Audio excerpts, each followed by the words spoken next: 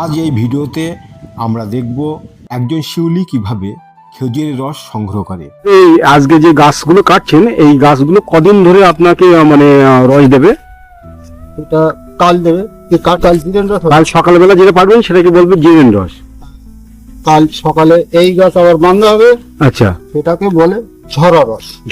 তো আপনি তো এবছর 76টা গাছ তুলেছেন, তো এবছরে আপনার কত টাকা মতন লাভ হবে? ওটা খরচ করতে বাদ দিয়ে 1050ই হবে। এবছর গোবিন্দ দা 76টা মতন খেজুরের গাছ কেটেছে।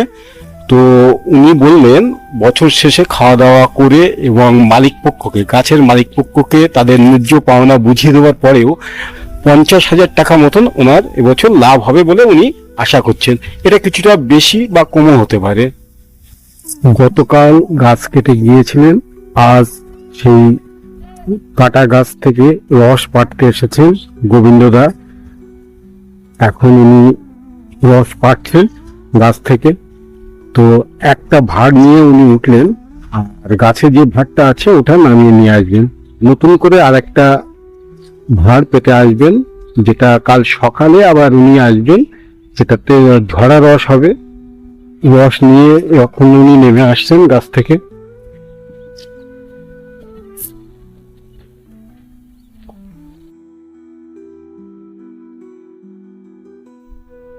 এখন আমরা চলে এসেছি গোবিন্দ নস্কর দাদার বাড়িতে। উনি এখন খেজুরের রস জাল দিচ্ছেন। এই রস জাল দেওয়ার পরে আস্তে আস্তে গুড়ে পরিণত হবে। আজকে উনি পাটালি তৈরি করছেন। তো সেই পাটালি কিভাবে তৈরি করতে হয় সেই সম্পর্কে ওনার কাছ থেকে আমরা এখন জেনে নেব। আচ্ছা দাদা, আপনি তো রস জাল দিচ্ছেন আজকে। এখন এখানে কখানা রস আছে? এখানে 5খানা রস। 5খানা রস আছে, সব জিরেন রস। তো এই জিরেন রস দিয়ে আপনি এখন গুড় তৈরি করবেন। আজকে কি পাটালি গুড় করবেন না ঝোলা গুড় করবেন? ছোলা গুড় পরেরটা করবো, এর পরেরটা। আচ্ছা, এর পরেরটা ঝোলা গুড়। এই রস আছে ঘরে তো। আচ্ছা, এই তো এখন রস সবে ফুটে উঠছে, কত সময় লাগবে রসটা গুড়ে পরিণত করতে? 1 ঘন্টা লেগে যাবে। 1 ঘন্টা লেগে যাবে।